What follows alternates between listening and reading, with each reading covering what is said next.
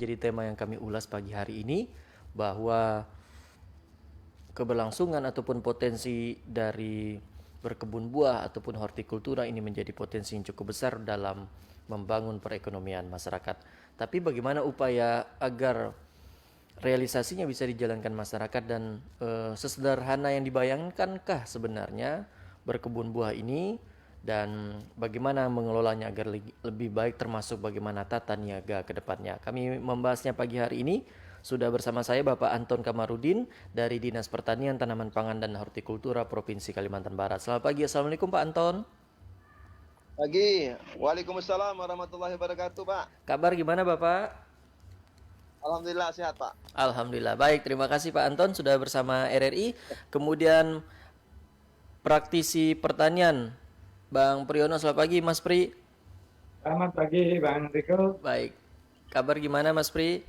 Alhamdulillah sehat. Alhamdulillah, terima kasih Mas Priyono juga sudah bersama RRI pagi ini. Kami juga undang pendengar di 0561734987. Kami ulangi lagi di 0561734987. Silakan Anda sampaikan pertanyaan ataupun tanggapan Anda. Baik, saya ke Pak Anton dulu. Prospek berkebun buah, berkebun buahnya dulu ini sebenarnya. Ada bedanya kah sebenarnya dilakukan di kalangan perkotaan, dan ini kan biasanya lebih dominan dilaksanakan di kawasan pedesaan. Pak Anton, seperti apa, silakan. Ya, baik. Assalamualaikum warahmatullahi wabarakatuh. Waalaikumsalam. Alhamdulillahirabbil alamin. Allahumma shalli ala Muhammad wa ala ali Allahumma sholli Muhammad. alaihi. Para pendengar RRI, Mas Priyono, sahabat kaya ini, kemudian Mas siapa yang dari RRI ini, Mas? Viko, Bapak. Pak Piko. Siap, Pak Piko. siap. Serta para pendengar sekalian, ini suasana masih Sawal ya. Iya. Taqabbalallahu minkum. Semoga Allah menerima amal ibadah kita di bulan Ramadan. Amin. Amin, amin. Terkait dengan pengembangan hortikultura terutama buah-buahan, Mas ya. Ini merupakan, kalau di Kalbar ini, dulu ini sebenarnya Kalbar ini terkenal dengan provinsinya hortikultura, provinsinya buah-buahan. Banyak buah-buah unggul ini yang berasal dari Kalbar. Kalau kita bicara contoh ya, durian, tidak bisa disangsikan lagi. Durian itu Kalbar lah sebagai pusatnya durian di Indonesia maupun bahkan di dunia.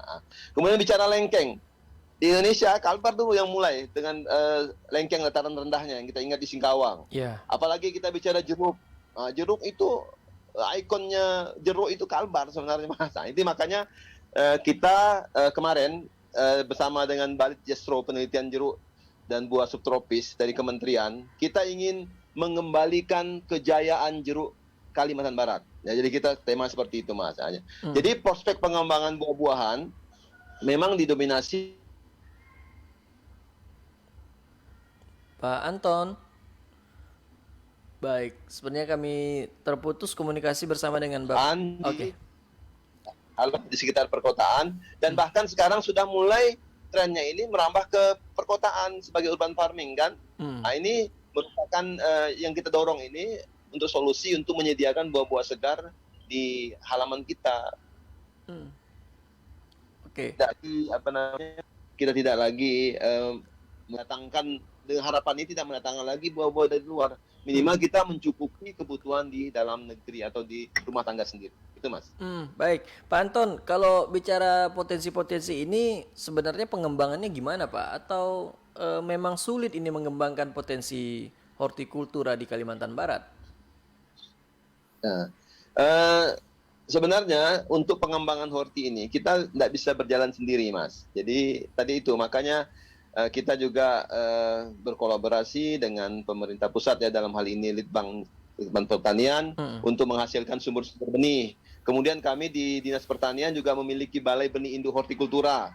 Nah, disitulah benih-benih yang sumber yang dari hasil penelitian riset mereka ini kita perbanyak lagi. Kemudian kita juga berkoordinasi juga dengan BPSB sebagai institusi untuk penyediaan atau pengawasan dan sertifikasi benih yang membina juga penangkar-penangkar buah. Dari penangkar-penangkar buah ini nanti akan dihasilkan benih-benih yang bermutu sehingga petani itu tidak lagi seperti beli benih itu seperti kucing dalam karung. Karena banyak kan mereka beli benih buah, akhirnya setelah ditunggu sekian tahun tidak berbuah. Karena tadi kejelasan sumber benihnya itu tidak jelas. Nah, makanya itu kita harus mulai dulu dari perbenihan. Jadi perbenihan harus kita harus kita perbaiki, masalah budidaya ini udah mulai diteliti, Mas. Kita punya BPTP yang meneliti bagaimana cara budidaya yang baik segala macam. Nah, dengan ini insya Allah kita dengan sama-sama kita maju, sama-sama kita di segmen masing-masing, insya Allah kita akan menjadi salah satu provinsi terdepan, Mas, dalam pengembangan hortikultura, terutama buah-buahan. Oke. Kalau buah-buahan ini harus ada yang diprioritaskan kah Pak sebenarnya? Atau semua yang Anda sebutkan tadi, misalnya durian, lengkeng, jeruk, dan lain sebagainya? Nah, kita harus melihat juga keunggulan komparatif ataupun kompetitif daerah kita ya. Kalau umpamanya, kalau bicara jeruk, itu kan tak ada lawan sebenarnya. Kalau di Indonesia ini sebenarnya dengan jeruk siam Pontianaknya dulu atau jeruk Pontianak itu tidak ada lawan. Cuman tadi itu di dalam proses budidaya itu memang petani ini perlu kita edukasi bagaimana untuk memelihara jeruk itu yang ramah ataupun berkelanjutan, mungkin dengan penggunaan bahan organik segala macam itu kan perlu edukasi. Nah, jadi dengan itu makanya kita akan buat contoh 100 hektar ini untuk bagaimana mengelola jeruk itu dengan baik atau pengembangan jeruk sehat gitu, Mas. Jadi dalam budidayanya, kalau dulu kan banyak jor-joran ini penggunaan pupuk kimia segala macam. Nah, kita ambil contoh, kita banyak punya pabrik kelapa sawit. Itu banyak limbah yang namanya tandan kosong kan.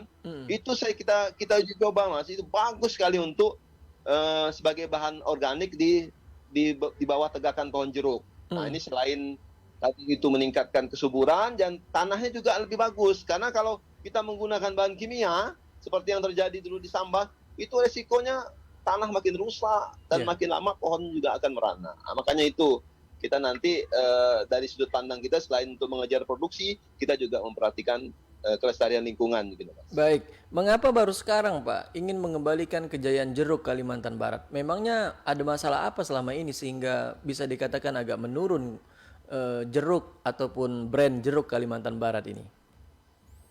Ya, begini sebenarnya gelombang pengembangan jeruk ini sebenarnya dari tahun sekitar tahun 30-an itu zaman Belanda itu memang udah ada pengembangan jeruk siam di jeruk Pontianak istilahnya di Sambas ya. Nah, kemudian era ini di sekitar tahun 60 berapa itu dia hancur.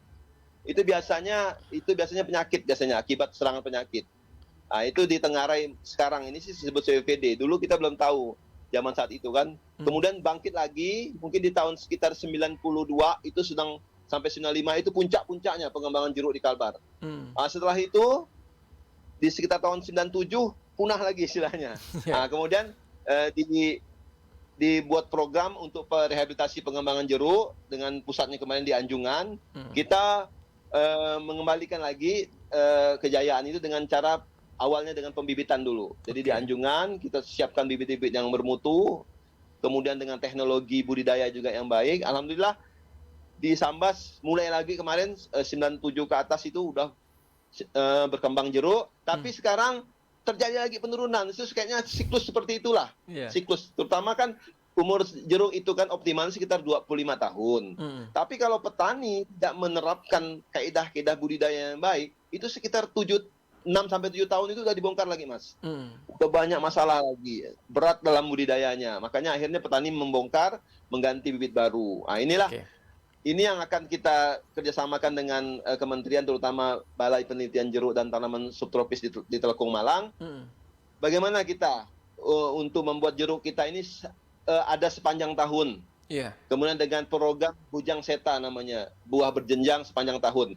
Jadi ini akan menghambat ataupun mengurangi impor buah jeruk terutama di fase-fase kosong itu, Mas. Nah, seperti itulah. Ini bukan berarti kita ini udah lama sebenarnya Provinsi Kalimantan Barat, cuma memang begitu tren dalam pengembangan jeruk itu begitu, Mas. Kita siklus 7-8 tahun itu biasanya lagi.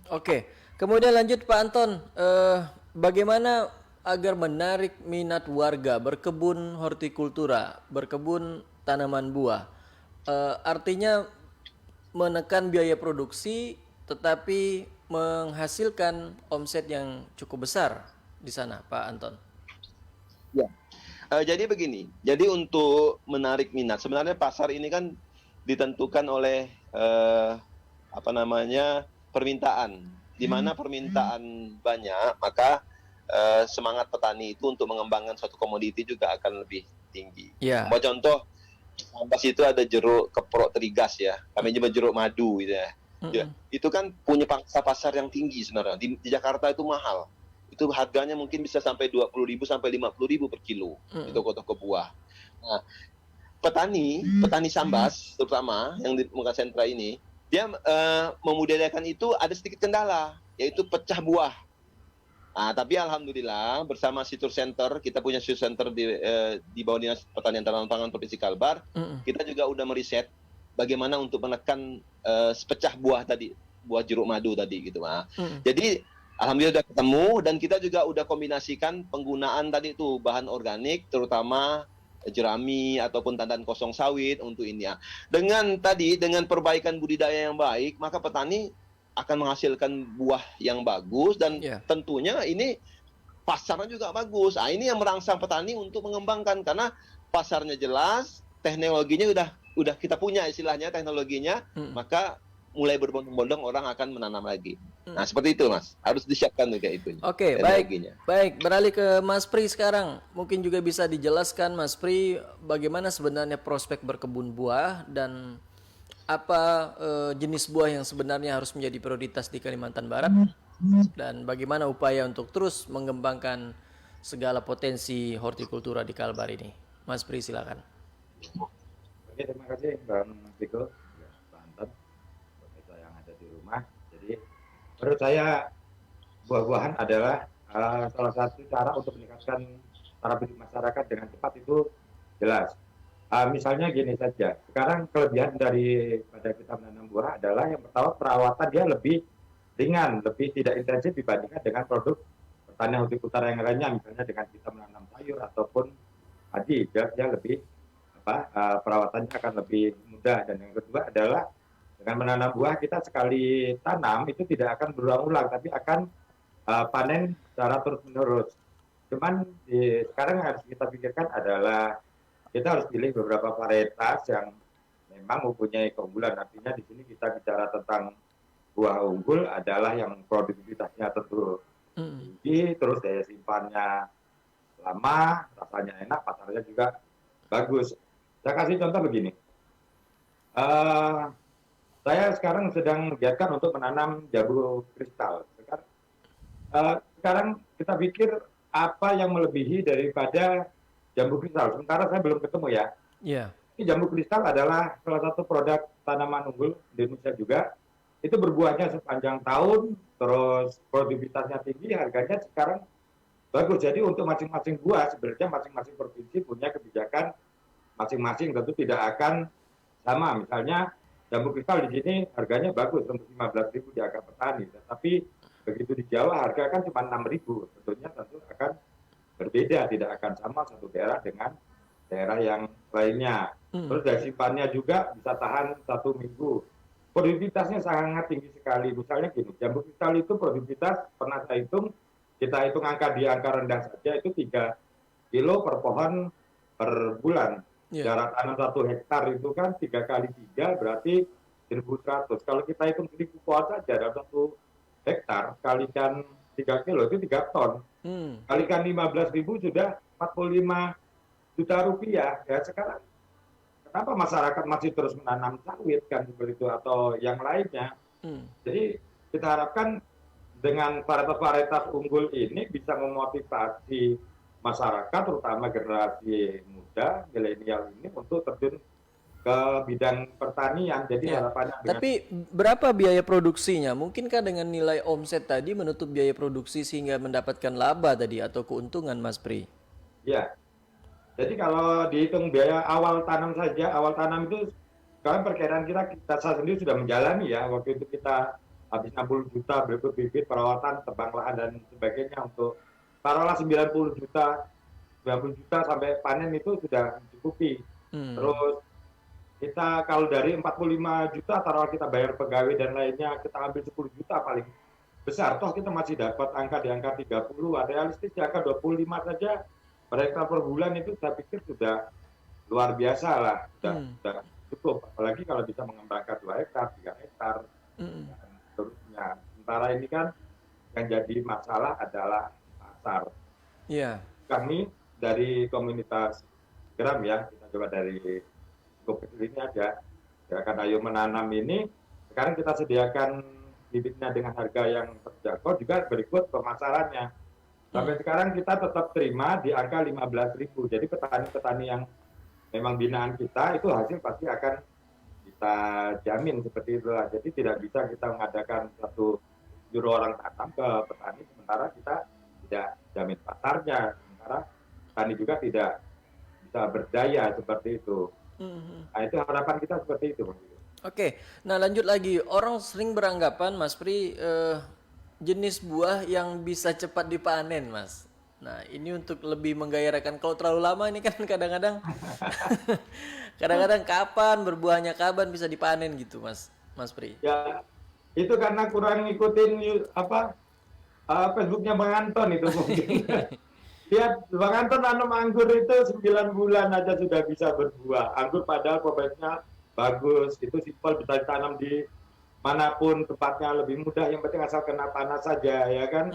9 bulan berbuah, harganya juga tinggi. Itu salah satu tanaman unggul yang prospek untuk dikembangkan di Kalbar. Produktivitasnya tinggi loh, itu jangan dikira rendah untuk anggur. Tapi kan sementara ini mindset kita, pola pikir kita petani, wah anggur itu tanaman luar, berbuahnya susah. Ada lagi yang beranggapan itu buahnya tidak manis seperti itu, padahal itu salah, belum pernah mencoba. Jadi hanya di anggur tapi juga prospek. Terus di jambu kristal, kelengkeng saja kita masih impor sekitar 8.000 ton per bulan kalau sudah pernah saya baca. Itu berapa miliar itu kita mesti impor, karena itu bisa dibudidayakan di sini saja itu sudah peluang yang cukup besar. Seperti itu.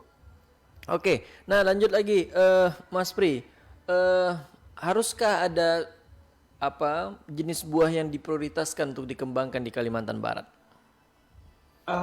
Kalau prioritas mungkin semua akan mempunyai kebijakan berbeda-beda. Ya contohnya untuk di kita, saya pikir di jeruk sendiri asal bisa jamin pasarnya dengan harga yang bagus itu patut dikembangkan karena andalan kita memang di jeruk. Tapi kalau saya pribadi, saya masih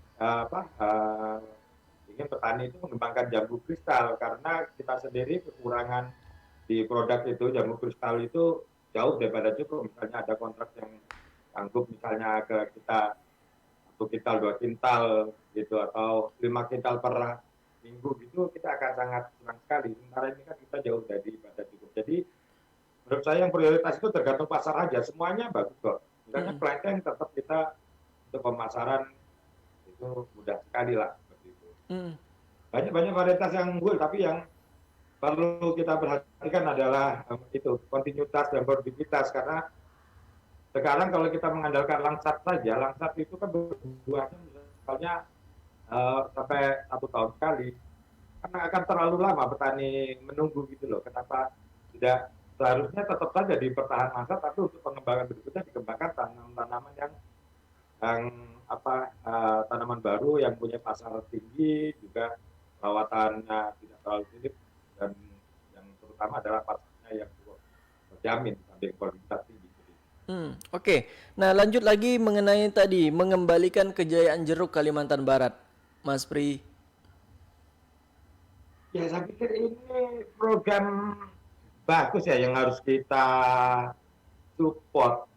Tapi banyak kendala memang di jeruk. Saya berapa kali ke Sambas, termasuk bulan kemarin kita ke Sambas, keluhan mereka adalah memang perawatannya jeruk agak lebih intensif karena di percabangan apa segala itu. Terus yang kedua adalah penyakitnya sering keluar daerah cepat mati, umurnya pendek, terus berbuahnya masaknya juga lama.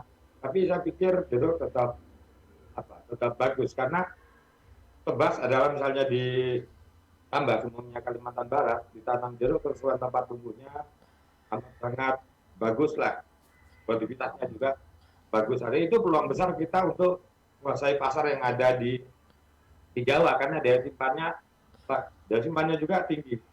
Kalau kemarin saya terakhir Desember ke Jakarta itu artinya amat sangat miris lah. Kita di tepi-tepi jalan itu tidak ada jeruk kita di sana, saya tidak lihat. Terus kebanyakan jeruk-jeruk dari Cina atau Thailand itu kan miris sekali, yang mana bisa tahan berbulan-bulan itu kita suruh makan aja ngeri.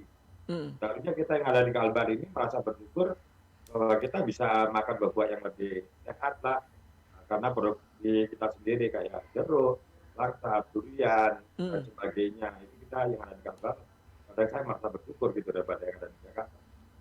Baik, kami undang pendengar lagi di 0561 734 987. Kami membahas mengenai prospek berkebun buah dalam meningkatkan perekonomian di Kalimantan Barat. Kembali kami undang di 0561 734 987. Kami masih bersama dengan Bapak Anton Kamarudin dari Dinas Pertanian, Tanaman Pangan dan Hortikultura Kalimantan Barat, kemudian Mas Priyono, praktisi pertanian. Kami ulangi lagi di 0561 734 987. Baik, mungkin Pak Anton bisa menjawab tadi mengenai keluhan yang disampaikan petani tadi di Sambas mengenai jeruk ini. Perawatannya memang sulitkah Pak Anton? Atau ada teknologi terbaru untuk mempermudah perawatan jeruk ini? Pak Anton? Mohon diaktifkan mic-nya Pak Anton. Oke, silakan. Oke. Baik Mas, benar tadi yang dikatakan Pak Pri, itulah kendala yang dihadapi petani kita, terutama petani jeruk di Kabupaten Sambas ya, sebagai sentra ya. Jadi makanya kita lihat di sepanjang jalan itu banyak kadang-kadang ada kebun yang tidak terawat segala macam. Nah itu ya. Makanya diluncurkanlah program untuk mengembalikan kejayaan jeruk Pontianak ini dengan beberapa tahapan. Tadi yang saya katakan tadi itu pertama penyiapan benih bibit yang bermutu dan bebas hama penyakit. Ya, istilah seperti itu Mas ya. Terutama yang CPVD ini. Jadi ini dasarnya memang harus benih. Kalau benih tani masih menggunakan benih yang sembarangan dengan batang bawah yang sembarangan juga, itu dikhawatirkan tanaman itu rentan terhadap serangan OPT ya, hama penyakit. Jadi makanya disiapkan benih-benih yang bermutu, yang bersertifikat. Kemudian teknik budidaya juga dari Balai Penelitian Jeruk dan Tanaman Buah Subtropis di Malang juga punya rekomendasi teknik-teknik budidaya terkini lah. Bersama BPTP Kalbar juga kita bekerja sama, berkolaborasi untuk ini Mas, untuk bagaimana petani itu bisa mudah merawat ini. Kendala yang dihadapi petani itu terutama yang kata Mas Pi tadi itu yang selain CPVD itu ada di batangnya itu keluar blendok, keluar semacam cair getah itu nama penyakitnya Diplodia natalensis. Itu harus kita merawat itu, budidaya itu dengan pencegahan sebaiknya. Jadi dengan tanaman yang sehat, penggunaan batang bawah yang bagus, pemupukan terutama bahan-bahan organik itu minimal serangan dari penyakit jamur blendok tadi Diplodia natalensis. Nah, kami mengusulkan kemarin di FGD kemarin itu untuk memanfaatkan tandan kosong. Karena tandan kosong sawit yang melimpah, yang mungkin satu hari berapa ribu ton yang keluar dari pabrik itu, nanti bagaimana regulasinya agar petani bisa memudahkan akses untuk mengambil itu, atau ada swasta yang bisa nanti menjembatani, agar nanti ditanam di bawah, ditambah di sekitar itu Mas, di terumbuknya istilahnya, ditegakkan itu, sehingga nanti bahan organiknya dapat, pupuknya dapat, tanaman juga ditutupi itu akan lembab, stabil, dan mengurangi rumput yang keluar. Nah, makanya dengan mengurangi itu, percikan air tanah yang ke batang juga diminimal. Jadi sehingga serangan Diplodia saya yakin akan dapat kita atasi. Nah, seperti itu Mas. Oke, kalau masa panen yang lama jeruk ini, Pak Anton? Sebenarnya tidak terlalu lama, kan memang tiap tanaman tuh memiliki ini. Ada yang kayak anggur sekitar 7 bulan itu udah habis berbuah kan. Kalau jeruk sebenarnya kita bisa paksakan sebenarnya untuk sekitar setengah tahun itu bisa aja dia berbunga, tapi buahnya sedikit kan. Nah, cuma kan kita memperhatikan nanti kesehatan tanaman, keberlanjutan. Karena untuk di jeruk itu pembentukan percabangan itu penting. Dengan program 139, satu batang utama dipotong menjadi 3, dipotong lagi jadi 9. Nah, itu pola arsitektur batang itu penting kalau untuk di jeruk. Sehingga makin banyak ranting yang tersedia, makin banyak cabang-cabang yang tersedia, itu akan berimbas pada produktivitas. Nah, makanya itu. Sama juga dengan jambu kristal yang Mas Priyan kawan-kawan itu memang begitu. Dengan pemangkasan yang baik, insya Allah akan menghasilkan buah yang juga banyak dan prima begitu. Karena begini, ada rumusnya Mas. Satu buah jeruk itu harus ditopang semuanya sekitar 35 helai daun gitu, Pak. Yeah. Jadi kalau petani masih kecil itu hanya punya berapa helai, ya buah yang dihasilkan juga akan sedikit. Seperti itulah. Baik Pak Anton dan juga Mas Pri, kita jeda dulu sejenak. Nanti akan kita lanjutkan lagi perbincangan pagi hari ini, terutama mengenai persoalan masa panen yang lama. Nah, bagaimana kesejahteraan petani bisa terjamin kalau masa panen hortikultura ini bisa dikatakan cukup lama? Kami akan mengulasnya setelah beberapa selingan berikut. Tetaplah bersama kami. Saudara, saat ini Anda sedang mendengarkan RRI Indonesia, Tatanan Kehidupan Baru.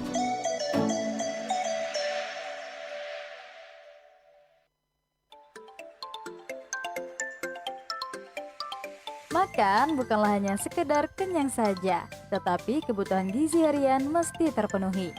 Makanan yang sehat itu sangatlah mudah. Berikut adalah porsi gizi seimbang untuk sekali makan. Pertama-tama, isilah 2/3 bagian makanan pokok atau karbohidrat. Sebagai sumber tenaga utama yaitu 150 gram nasi.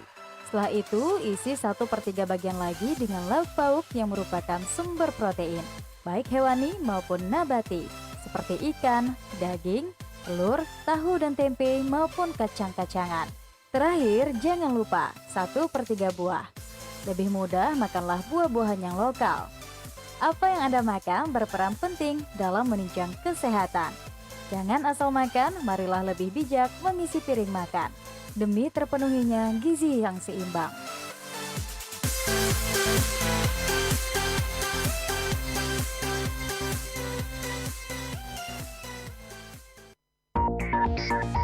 Virus COVID-19 semakin mewabah di Indonesia. Untuk menjaga daya tahan tubuh, kita diwajibkan makan makanan yang bergizi, istirahat yang cukup, dan mengkonsumsi minuman yang kaya akan vitamin C. Dan jangan lupa juga untuk selalu menjaga kebersihan tubuh dan lingkungan sekitar. Yuk, kita jaga kesehatan kita. Kalau bukan kita, siapa lagi?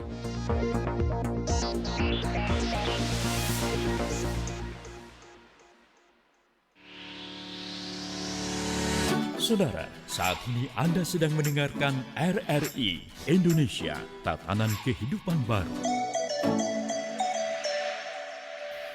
Terima kasih Anda masih bersama kami. Pagi hari ini kami masih membahas mengenai prospek berkebun buah membangun perekonomian Kalimantan Barat. Kami masih bersama dengan Bapak Anton Kamarudin dari Dinas Pertanian, Tanaman Pangan, dan Hortikultura Provinsi Kalimantan Barat. Kemudian Mas Priyono, praktisi pertanian. Kami terus undang Anda pendengar di 0561734987. Kami ulangi lagi di 0561734987. Silakan Anda sampaikan pertanyaan ataupun tanggapan Anda. Baik, lanjut lagi ke Pak Anton. Masa panen. Oke, ada penelpon. Bapak-bapak, kita coba terima telepon dulu. Halo, selamat pagi. Selamat pagi. Assalamualaikum. Waalaikumsalam. Dengan siapa, di mana Ibu? Dengan Ibu Ana. Ibu di Pontianak. Silakan Bu Ana. Saya mau nanya sama narasumber ya, Mas. Kemarin tuh kami itu di sini tuh ada nanam anggur yang merah. Lumayan deh buahnya gitu, tapi di rumah. Iya, di depan rumah itu. Tapi sering dicolong sama anak-anak. Saya bilang, udahlah nggak apa-apa deh kalau dimakan gitu kan. Nah, terus anak saya tuh menanam, udah 3 tahun itu menanam jambu batu. Kalau jambu batu itu asetnya untuk apa gitu, maksudnya saya dengar katanya kalau kena demam berdarah itu untuk trombosit, bener apa enggak gitu. Saya mau penjelasan dari narasumber ya Mas ya. Iya. Yuk, assalamualaikum warahmatullahi wabarakatuh. Waalaikumsalam warahmatullahi wabarakatuh. Terima kasih. Di belakang Ibu Ana di Pontianak kami terima lagi 0561734987 atau melalui kolom komentar Facebook Prasuatu RRI Pontianak. Kami siarkan secara langsung dialog pada pagi hari ini. Kembali di 7349987. Saya ke Pak Anton, mungkin Pak Anton menjawab Ibu Ana dulu mengenai yang pertama anggur merah. Tapi kalau nanam di rumah ini malah diambil orang Pak. Kemudian mengenai jambu batu yang ditanam sudah 3 tahun. Dan masa panen jambu batu ini gimana Pak? Silakan Pak Anton. Oke, ada penelpon lagi. Mohon maaf dulu Pak Anton, kita terima telepon dulu. Halo, selamat pagi. Halo, selamat pagi. Selamat. Halo. Lagi langsung Mas, lagi saya langsung. Oke, halo selamat pagi. Halo. Ya, dengan siapa di mana Bapak? Dengan saya di Tegal. Pak siapa maaf? Di Tegal. Terputus-putus Bapak, mungkin bisa bergeser ke tempat yang lebih baik Bapak. Oke. Halo. Ya, dengan Bapak siapa? Halo. Oke, sepertinya belum bisa terhubung, bisa dicoba kembali di 0561734987. Baik Pak Anton, mungkin menanggapi Bu Ana dulu di Pontianak, silakan. Baik Bu Ana, Assalamualaikum. Jadi Waalaikumsalam. untuk nanam anggur memang kendalanya kalau sana di tempat yang agak sedikit terbuka, pinggir jalan atau apa itu begitu. Tapi saya heran juga di kompleks saya ini, alhamdulillah anak-anak sih memang ada ngambil gitu ya. Cuma kita kalau untuk ini parak-paraknya aja ditinggikan Bu, parak-parak ditinggikan. Kemudian kalau untuk ibu pengen untuk merasa ini, tanam dalam pot yang kecil Bu, itu dibuat rangkaian tabu lampot yang kecil, itu bisa dibawa-bawa, bisa ditaruh di atas, di loteng atau di mana begitu. Nggak masalah lah Bu ya. Cuma saya khawatir nih, takutnya nanti yang dikembangkan itu adalah anggur yang asam. Jenis Isabella itu merah, asam. Itu banyak di Pontianak orang nanam. Akhirnya itu orang kecewa. Mereka menganggap anggur itu tidak cocok di Kalbar karena asam. Padahal itu adalah varietas yang mungkin untuk wine atau mengganda dulu datangkan ke Indonesia. Nah, jadi makanya kalau ada yang seperti itu, hubungi kita. Nanti kita bantu. Kita top working. Kita sambung, kita ganti pucuknya di atas itu dengan varietas yang unggul, yang bisa berbuah baik. Kemudian masalah jambu batu tadi, jambu biji, memang dalam isunya itu memang itu untuk meningkatkan trombosit segala macam. Jadi kalau saya melihat dari kacamata yang udah kita baca misalnya ya, bahwa memang di situ kan kandungan besar sekali kalau di itu vitamin C-nya segala macam kan, vitamin-vitamin yang lain juga banyak, protein segala macam. Jadi mungkin itu juga untuk memperkuat tubuh segala macam. Tapi secara untuk demam berdarah ini makanya perlu ditanya ke ahlinya Bu, ahlinya mungkin ini. Tapi kalau kita dari daun, saya hari-hari kalau anak demam atau apa ambil itu daun, istri minta ambilkan daun jambu biji itu untuk diseduh dengan air diminum. Dan alhamdulillah baik itu sakit perut segala macam itu banyaklah kegunaan dari jambu biji. Makanya kita juga tanam jambu kristal seperti yang Mas Pri kembangkan itu. Oke, baik. Mungkin Mas Pri juga menanggapi Bu Ana, silakan Mas Pri. Iya, buat Bu Ana, kalau masalah anggur ini, Anton ini ahlinya sih. Tapi benar itu, saya sepakat dengan Anton bahwa mungkin varietasnya yang harus kita tanam adalah yang bagus, terlepas dicuri atau tidak, itu kan masalah keamanan saja. Jadi saya kemarin kebetulan pulang dari Singkawang, di sana ngeliat sudah ada yang mengembangkan anggur, jumlahnya juga agak lumayan, dan saya petik-petik itu, kalau nggak salah jenisnya ada Ninel, terus Nizina, Akademik, juga varietas itu yang saya tahu kemarin saya belajar di sana. Jadi, itu salah satu jenis-jenis anggur yang bisa kita kembangkan di sini dengan cepat berbuah, rasanya juga enak. Kalau untuk jambu kristal sih, kemarin kita sempat datang ke rumah sakit umum, rumah sakit kota itu ngobrol dengan ahli gizinya, katanya memang informasi dari sana bahwa jambu biji secara umum, entah itu jambu biji biasa, yang merah, yang putih, sebenarnya hampir sama saja kandungannya, beda warnanya saja. Jadi untuk meningkatkan trombosit, terus menurunkan tekanan darah, juga bagus untuk orang diet, menurunkan kolesterol, terus seratnya tinggi untuk pencernaan. Mungkin itu aja yang saya ingat sih, tapi intinya itu bagus buat kesehatan. Tapi samakah dengan jambu kristal ini Mas Pri, yang Mas Pri kembangkan, jambu batu ini, atau beda namanya aja? Kemarin informasi dari kesehatan ya, artinya yang di rumah sakit yang ahli gizi itu sebenarnya tidak ada perbedaan yang nyata, cuman ada beberapa beda kandungan vitamin C-nya, tapi secara umum itu hampir sama saja, baik yang merah, yang putih, ataupun ada yang ungu, itu jambu Australia itu secara penelitian dari definisi terutama jambu merah dan putih itu sama saja. Bahkan di jambu putih yang kristal itu kandungan vitamin C-nya lebih tinggi daripada yang merah. Tapi bisa kita katakan sama saja lah fungsinya itu. Terutama untuk pencernaan. Kalau ada juga nyinggung untuk kesehatan kulit, antioksidan, otomatis paling nggak kalau konsumsi jambu, buah-buahan yang lain pun badan akan lebih sehat lah. Baik. Baik, beralih ke Pak Anton lagi. Tadi kalaulah ada dikatakan masa panen yang cukup lama, lantas apa jaminannya untuk kesejahteraan petani itu sendiri, Pak Anton?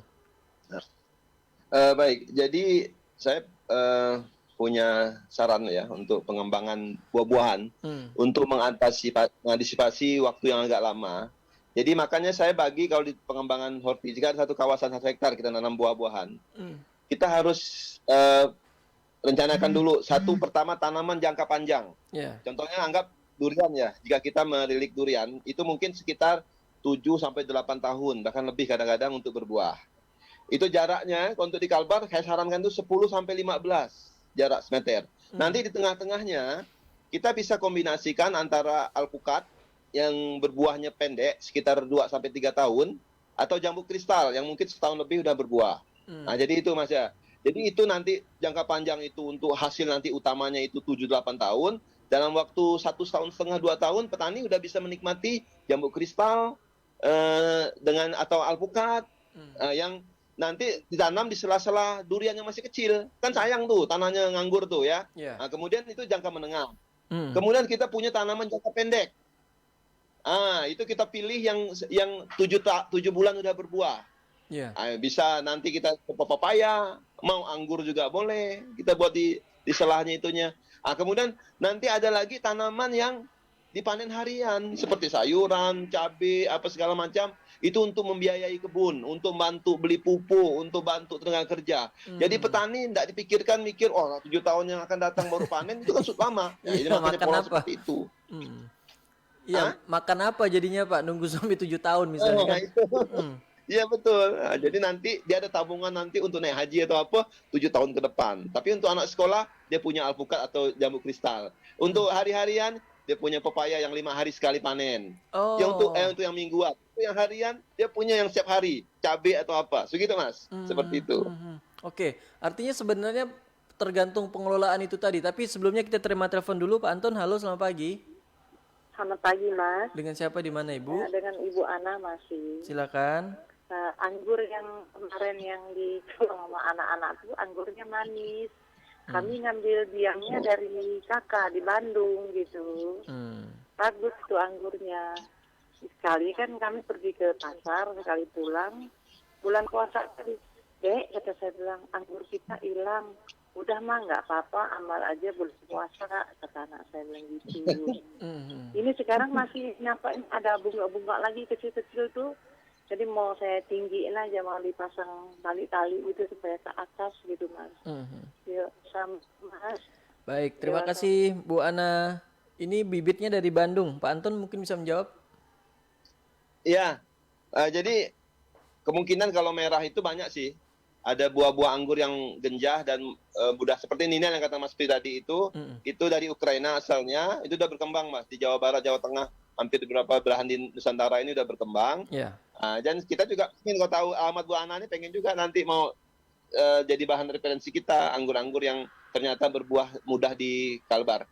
Ini sebagai informasi dari sekitar ada 41 yang saya list kemarin itu di musim hujan di tahun 2020 ini ternyata sebagian tuh ada yang kena penyakit. Yang mudah kena penyakit. Jadi kita udah seleksi ada beberapa yang tahan hujan. Ini insya Allah cocok untuk di Kalbar yang banyak hujannya. Jadi sebenarnya kalau diizinkan saya ini pengen lihat 4 buah Ana nih kalau dibolehkan. Oke, baik, balik lagi. Jadi jaminan kesejahteraan bisa tetap terjaga Pak ya, tergantung lagi bagaimana pengelolaan itu tadi. Ya, itulah yang namanya hortikultura Pak. Kalau hortikultura beda dengan perkebunan sawit atau apa yang disebut estate itu ya. Hortikultura adalah tanaman pekarangan. Jadi konsep hortikultura itu adalah pekarangan di situ, di mana situ ada 1-2 pohon durian, kadang petani punya mangga, punya sayur-sayuran, punya tomat segala. Itulah konsep hortikultura. Nah, jadi sebenarnya kurang tepat kalau kita harus mengharuskan bahwa itu harus satu hamparan, satu apa. Enggak bisa begitu juga. Boleh juga kalau kita ingin buat ini. Tapi sebaiknya untuk mensiasati harga, umur yang panjang, segala macam, menutupi biar tanah ini ditutupi oleh tanaman yang bermanfaat, yang tidak ada gulmanya ya. Tadi Iya. pola seperti itulah. Tanaman jangka panjang, jangka menengah, jangka pendek, dan tanaman harian itu harus kita combine jadi satu. Seperti itu. Oke, baik, ke Mas Pri lagi juga bisa menjawab jaminan kesejahteraan bagi petani ataupun warga yang fokus ekonominya bertumpu pada pertanian khususnya hortikultura.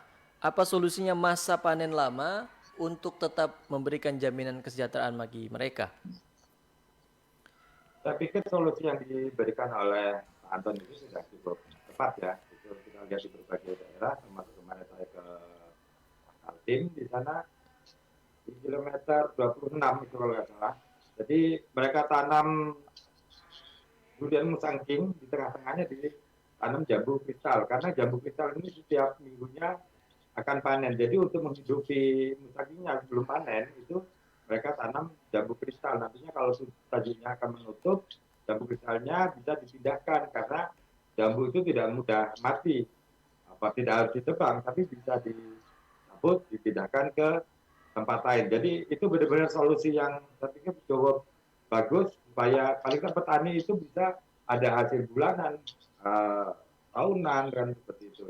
Jangan sampai ya itu makan kita cuma setahun sekali mengandalkan durian atau langsung panen kan nggak realistis bagi saya. Jadi harusnya ada yang harian termasuk sayuran, terus cabai bisa dikembangkan di sela-sela tanaman lagi. Tapi itu kan bisa kita lakukan pada saat tajunya belum menutup. Makanya tanaman yang besar ini yang kita tanam harus mempunyai nilai komersial yang cukup tinggi. Hati-hati, kadang-kadang kesalahan fatal petani itu kan tidak sejahtera karena kesalahan memilih varietas di awal. Yeah.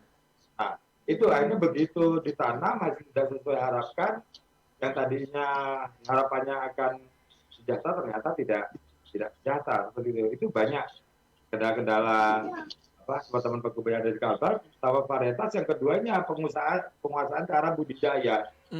Jadi niatnya betul, punya semangat, punya modal yang cukup besar, menanam, dirawat, tenaganya sudah disemprot di apa, tetapi perawatan misalnya dengan pembentukan cabangnya itu tidak benar, termasuk jeruk dan lainnya, itu pemangkasan amat sangat penting loh. Saya pernah lihat itu alhamdulillahnya di luar Kalbar ya, karena saya jarang kunjung ke luar Kalbar. Itu ada kebun jambu kristal seluas 5 hektar, itu 5.000 tanaman. Tapi ternyata produktivitasnya tidak ada 3 kilo per pohon per bulan. Angkanya 2 kilo aja syukur-syukur kalau capai. Karena cabangnya yang dibiarkan tumbuh sangat panjang. Padahal kalau kita pangkas, begitu dipangkas, tumbuh cabang baru, jambu itu sudah membawa buah. Akhirnya produktivitasnya tinggi.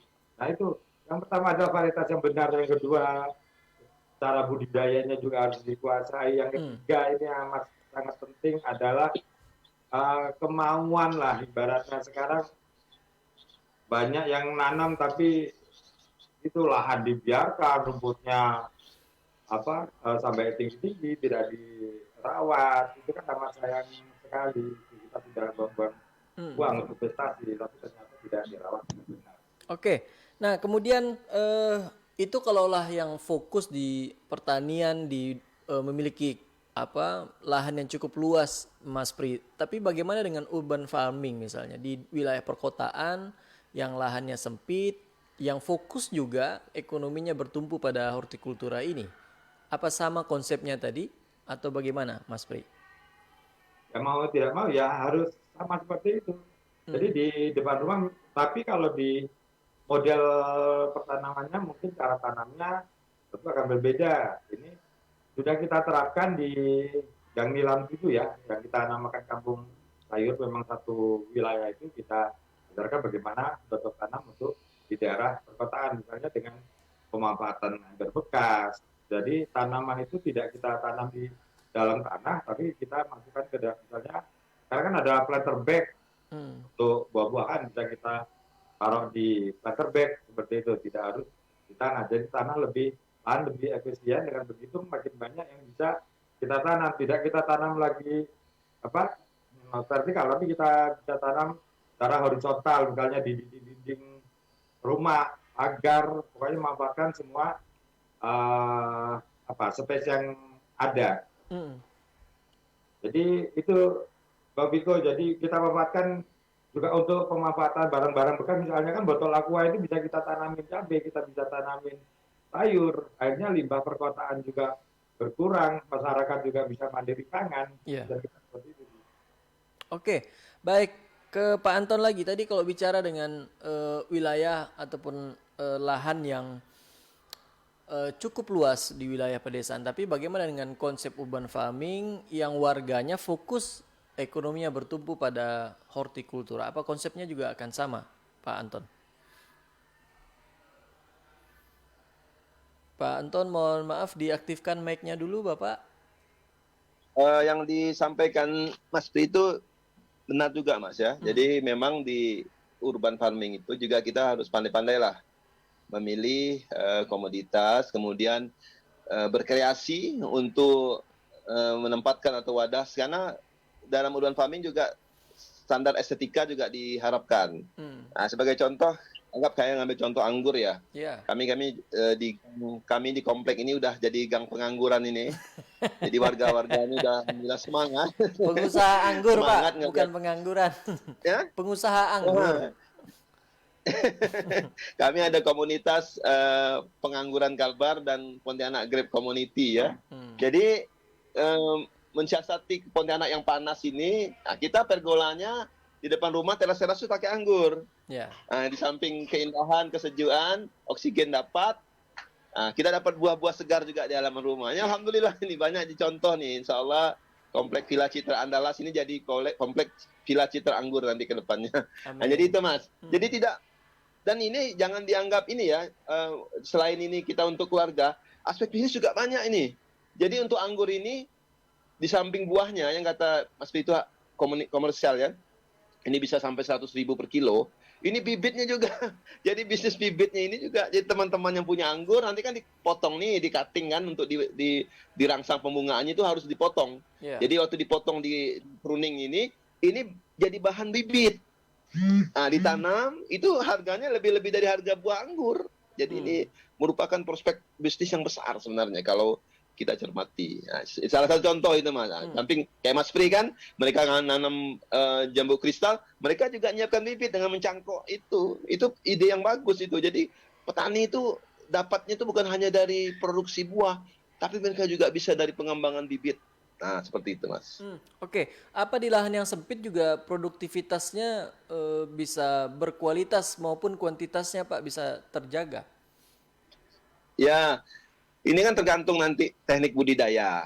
Sebenarnya kalau untuk di tanaman sekarang ini, alhamdulillah lah kita di era sekarang ini segala macam bentuk pupuk itu udah banyak Mas di pasaran.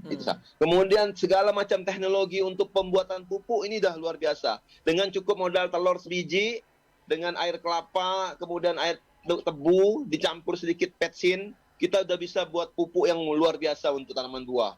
Untuk pengendalian hama penyakit. Saya alhamdulillah lah sekarang. Allah buka sekarang ilmunya ini sehingga kita bisa luar biasa lah untuk pengembangan sekarang ini. Lebih mudah. Buka aja channel YouTube itu udah banyak bertaburan teknologi. Tinggal kita mau ndaknya untuk mencoba dan mengaplikasikan. Nah, seperti itu. Oke. Baik, Bapak-bapak, kita berada di penghujung acara. Saya ke Mas Pri dulu. Prospek berkebun buah membangun perekonomian Kalbar. Anda optimis hortikultura ini mampu memberikan efek bagi perekonomian masyarakat Kalbar? Silakan, Mas Pri. Saya sangat optimis sekali yang jelas. Sekarang terutama masyarakat Kalimantan Barat, silakan saja berkunjung ke Rasawijaya 3. Di sana memang sudah kita jadikan sebagai sentral buah-buahan. Jadi kemarin itu kita tempat ada satu kasus saja, tempatnya Amiji namanya, Rasawijaya 3. Dulu beliau itu petani sawit ya. Alhamdulillah kita kenalkan jambu kristal, beliau menanam cuma 20 pohon, akhirnya sekarang sawitnya mereka seluas 2 hektar itu sudah ditebang semua, diganti dengan jambu kristal dan buah-buahan yang lainnya. Artinya dari sini kita sudah berpikir bahwa anggapan dari petani desa, orang desa sekali ini sudah bisa berpikir bahwa buah-buahan ini jauh lebih menguntungkan daripada kita menanam sawit loh, gitu. Dan setahu kita karena beliau sebagian buahnya disetorkan ke kita ya, mungkin tidak semua. Jadi satu hari itu dari 22 pohon satu minggu. Satu minggu itu minimal beliau menyetor 80 kilo, cuma dari 22 pohon. Tapi itu karena beliau salah satu orang yang bisa kita jadikan contoh, produktivitasnya tinggi, karena pemanfaatan itu tidak hanya pupuk kimia, tapi juga penggunaan pupuk organik. Ya, bayangkan cuma 22 pohon setiap, ya dapat 80 kilo kalikan 15 ya 1 jutaan lebih per minggu loh, itu dari tidak sampai ratusan pohon. Alhamdulillah sekarang beliau sudah mengembangkan sampai 200-an pohon sekarang sudah ditanam lah seperti itu. Jadi dapat kita kesimpulkan bahwa petani kita sejahtera lah dengan berkebun buah daripada kita menanam sawit atau karet. Ini yang harus kita edukasi. Terus ini tugas beratnya Pak Anton sebagai Ketua Balindu. Kalau BPP ya kan. Ini tugas berat kita bersama Pak Anton untuk apa ya, menjelaskan kepada masyarakat bahwa tanam buah ini oke, keren gitu loh. Kita bisa pada buah dan hasilnya akan jauh melebihi dengan kita sekedar menanam ya karet atau sawit seperti itu. Oke, baik, dari Pak Anton, silakan Pak Anton. Baik, jadi benar yang dikatakan Pak Pri ya. Jadi hortikultura itu luar biasa, buah-buahan itu luar biasa. Pengembangan itu nilai ekonomisnya pun juga luar biasa. Kita nanam aja burung nikmati, insya Allah dapat pahala. Ini Mas, saya ambil contoh, saya ada punya demplot di belakang Dinas Pertanian, itu nanam padi, kemudian nanam hortikultura. Saya ambil contoh ya. Padi ini, lahannya kurang lebih, kita tanam itu hasilnya 400.000 lah. Setelah dipanen, tapi hortikultura sampai 12 juta lah kurang lebih. Jadi luar biasa. Makanya saya pun bukan nggak senang dengan padi, enggak. Padi tetap kita kembangkan. Padi tanaman politis, padi tanaman yang membudaya di masyarakat. Cuma jangan hanya nanam padi toh. Kita harapkan petani yang punya lahan sawah, di pematangnya ditanamlah mangga yang bagus, jambu kristal, segala macam. Saya pernah contoh di Peniraman, petani nanam padi. Dia dapat dari mangganya sekitar 3 juta lebih, Mas. Dari padinya mungkin segitu juga. Tapi istilahnya, kalau seandainya risiko padi itu karena banyak hama, penyakit segala macam, mereka juga dapat menuai dari tanaman hortikultura buah-buahan. Seperti itu. Makanya tanam buah-buahan, ayo bertani. Ayo bertani, tanaman buah-buahan. Oke. Terima kasih Pak Anton, Mas Pri juga terima kasih. Harus kita akhiri perbincangan pagi hari ini. Sukses untuk Pak Anton dan juga Mas Pri, dan pendengar, kami akhiri perbincangan membahas mengenai prospek berkebun buah membangun perekonomian di Kalimantan Barat. Saya Viko Alhadi, terima kasih atas perhatian dan kebersamaan Anda. Selamat pagi, sampai jumpa. Selamat pagi. Ya, Mas Pri. Saudara, saat ini Anda sedang mendengarkan RRI Indonesia, Tatanan Kehidupan Baru.